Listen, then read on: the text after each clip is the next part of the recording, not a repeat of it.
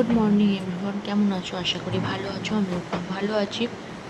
সকালবেলা ঘুম থেকে উঠলাম, উঠে বিছানাগুলো ঠিক করছি। আমার স্নান হয়ে গেছে। সকালে ঘরের দরজা জানালাগুলো খুলে দিলাম, বাইরের রোদ আলো যাতে ঢোকে।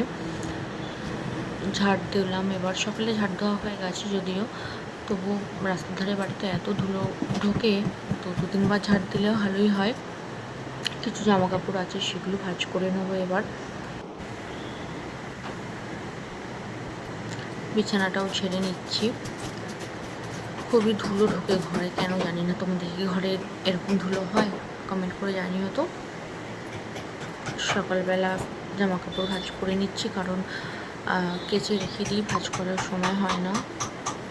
যখন সময় পাই ভাঁজ করি টুক করে। জল তেষ্টা পেয়েছে, একটু জল খেয়ে নিই। ডাইনিংয়ে এসে দরজা জানলাগুলো খুলে দিলাম।